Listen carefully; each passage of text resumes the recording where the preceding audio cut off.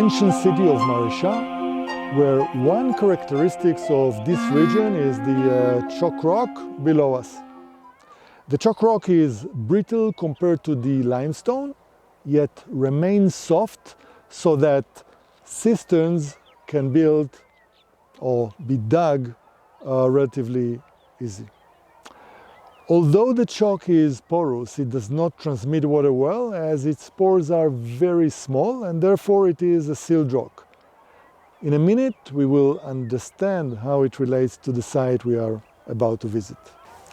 The caves in Maresha can be divided into 5 groups according to their shapes and functions. Let's start with bell-shaped caves. They are so called because of their shape. Their diameter is wide at the bottom and narrow at the top. The depth of some caves reaches up to 25 meters. The caves contain quarries of soft chalk rock that was used for the cement industry or for the production of bricks. The second type, cisterns. They are very similar to the bell caves, and what is characterizing them is the staircase that the curvers left along the sides of the cave, and in addition they have stone railings. The third type are caves of various shapes that were used as craft and agriculture facilities, such as wine press facilities, wineries, textile houses, and stables. The fourth type are burial caves. The most known one in Maresha are the Sidonian burial caves. The burial caves were used from the 3rd century BC to the 6th century. And now, for the reasons we are here today. The fifth type are columbarium caves. The meaning of the word is the pigeon house. Let's visit one of them now.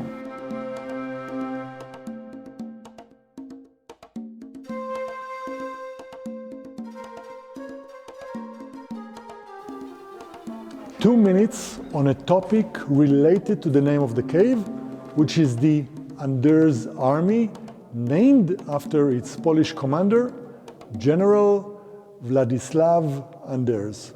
In September 1939, at the outbreak of World War II, Anders served as the commander of a cavalry division in the Polish army.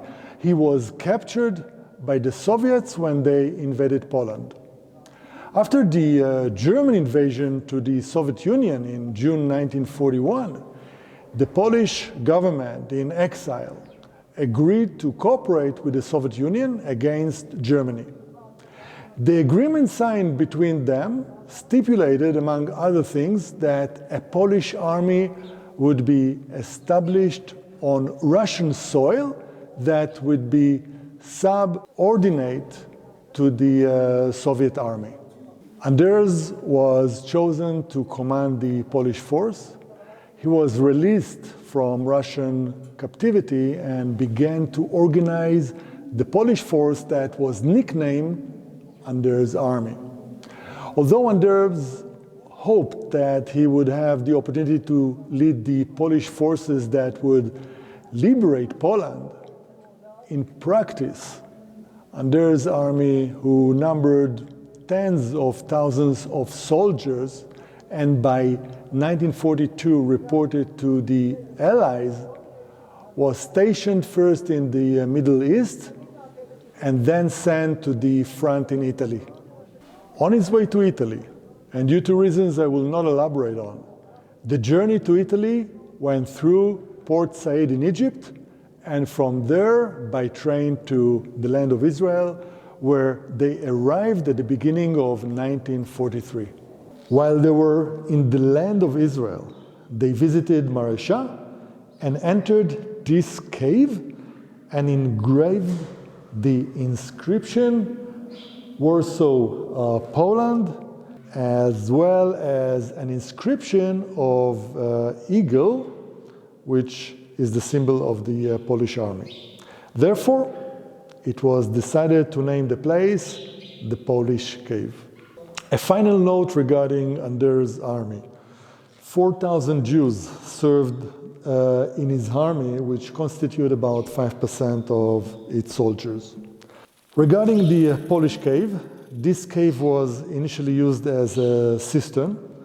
I started the video by describing the features of the chalk rock. On one hand, it is easy to dig, and on the other hand, it is a sealed rock, so there was no need to coat the cistern with plaster.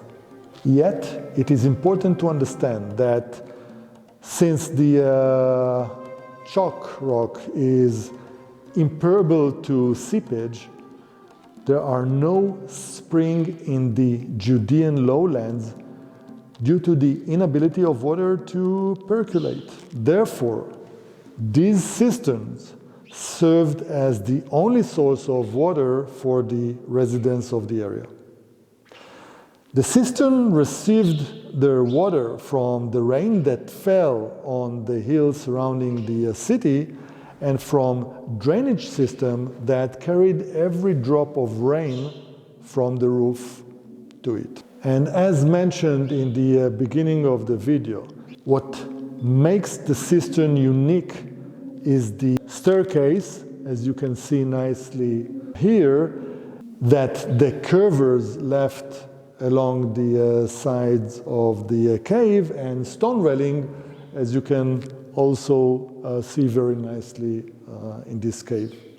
So it can be concluded that this cave began as a cistern, and later the columbarium was added.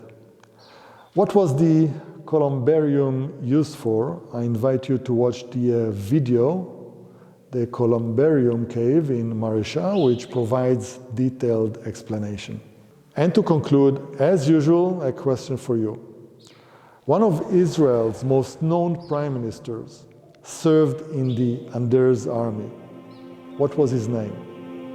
The answer will appear in 5 seconds.